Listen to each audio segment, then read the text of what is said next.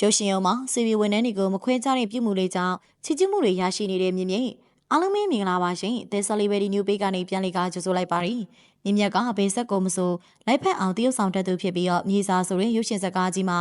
စီဗီဝန်ထမ်းလေးဖိုးထောင်ဖြစ်တရုပ်ဆောင်ထားပါရီ။စီဗီဝန်ထမ်းအဖြစ်ပြည်ပြင်းအောင်စီဗီဝန်ထမ်းတယောက်ကိုတူယူပြီးတော့ဝက်စားရီကစားပြည်ပြင်းအောင်ပြင်ဆင်ထားတာပါ။မြင့်မြတ်ရဲ့တရုပ်ဆောင်တတ်တဲ့မှာလေဒီလိုစရုပ်ကတော့ရှာရှာပါပါဖြစ်ပါရီ။စီဗီတန်ရှင်းဝန်ထမ်းအလုပ်ကအပြောမှာတော့လွယ်ကူနိုင်ပေမဲ့တကယ်လက်တွေ့မှာတော့ရမ်းခက်ခဲပါရီ။အနုပညာအခြေကိုအမြင့်ဆုံးရတဲ့မင်းသားတယောက်ကစီဗီမိုက်ပုံးနေထိသွားရောက်တရုပ်ဆောင်ခဲ့ရုံသားမက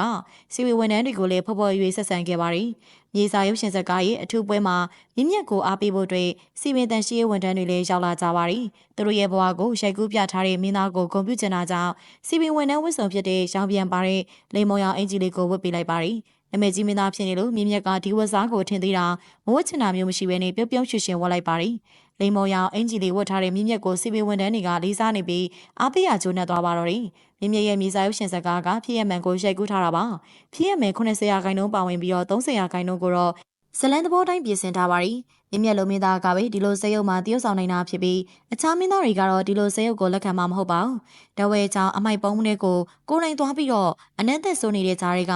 လူစားမထိုးဘဲနဲ့ကိုယ်တိုင်တရုပ်ဆောင်ခဲ့ပါရီဒီလိုဇာတ်ကားကိုရိုက်ကူးတဲ့ချိန်မှာအရန်ပူတဲ့ရာသီဥတုဖြစ်ပြီးမြင့်မြတ်ကတော့ပြုံးပြုံးရွှင်ရွှင်ပဲတရုပ်ဆောင်သွားပါရီအမိုက်ပုံးဘေးကနေခဏလောက်ဖြတ်သွားရင်တော့အနက်သက်တွေကြောင့်ခေါင်းကိုက်ရပေမဲ့မြင့်မြတ်ကတော့ဇာတ်ကားပြပြအောင်အမိုက်ပုံးထဲမှာအိပ်ပြီးတော့တရုပ်ဆောင်ခဲ့ရပါရီအမိုက်တွေထဲမှာတန်ရှည်တွေလို့ရင်မြင့်မြတ်ကထိခိုက်ဒဏ်ရာတွေလည်းရှာသွားခဲ့ပါရီချွေတွေနဲ့အညစ်အကြေးတွေကပေးနေလို့မျက်နှာကညစ်ပတ်နေတာကိုလည်းဝေဖန်မှုတွေရရှိခဲ့ပါရီဝေဖန်မှုလွယ်ပေမဲ့လက်တွေ့မှာမလွယ်တာကိုတော့စီပင်တန်ရှင်းဝန်ထမ်းတွေကအသိဆုံးဖြစ်ပါရီစီပင်တန်ရှင်းဝန်ထမ်းတွေကတော့မြင့်မြင့်ရဲ့တရုပ်ဆောင်ဖို့ကိုကြည့်ပြီးမျက်ရည်တွေကျနေရပါရီဇဝင်ကနိုင်လိုလိုကသူတို့ရဲ့ဘဝနဲ့တိုက်ဆိုင်နေပြီးမြင့်မြတ်ကဒီလိုစရုပ်မျိုးမှာတရုပ်ဆောင်ပေးရတဲ့ကျေးဇူးတင်နေကြပါရီစီပင်တန်ရှင်းဝန်ထမ်းကအထင်သေးစရာတနာစရာမဟုတ်ပေရိုးသားတဲ့လုပ်ကိုလုပ်ကင်နေကြသူတွေဖြစ်လို့ဂုဏ်စရာဖြစ်တဲ့ကြောင်းမြင့်မြတ်ကတရုပ်ဆောင်ပြသွားပါရီစီပင်ဝန်ထမ်းတွေသာမရှိမြို့ကလည်းကြည့်ကောင်းမှမဟုတ်ပေဒီဝန်ထမ်းတွေကအလှဆင်ပေးနေကြတာပါချစ်ချင်းမြတ်တာကိုပြသထားတဲ့မြေစာရုပ်ရှင်ဇာတ်ကားကိုစီပင်ဝန်ထမ်းတွေကအရန်သဘောကျနေပြီးချစ်ခင်တဲ့နေနဲ့စီပင်အင်ကြီးလေးလက်ဆောင်ပေးလိုက်တာပါအင်ကြီးကိုလက်ဆောင်ပေးလို့မြင့်မြတ်ကအတွေးမလုံးမဲတိမဲ့ပြူတဲ့ပြင်ခွဲခြားဆက်ဆံမှုမရှိတာကြောင့်မြင့်မြတ်ကိုပို့ချစ်သွားကြပါရီ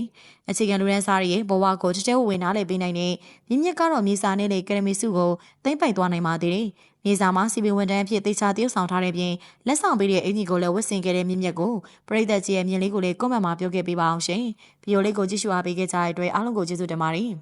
နောက်နေ့ဒီမှာလည်းစိတ်ဝင်စားစရာကောင်းတဲ့ဆယ်လီတွေနုပညာရှင်တွေရဲ့ဒီနေ့တူပြန်လာခဲ့ပါဦးမယ်ရှင်ဒီနေ့အလောင်းတွေပဲနှုတ်ဆက်ခဲ့ကြပါရီအားပေးလို့ဆင်ခဲ့ကြတဲ့ပရိသတ်တယောက်ချစ်စီတိုင်းကိုစိတ်နှလုံးရှင်လန်းချမ်းမြေ့ပါစေကြောင်းကျမတို့ရဲ့ပေးလေးကနေပြီးတော့စူတောင်းမြတ်တာစကားလေးလက်ဆောင်ပါလိုက်ပြစီနော်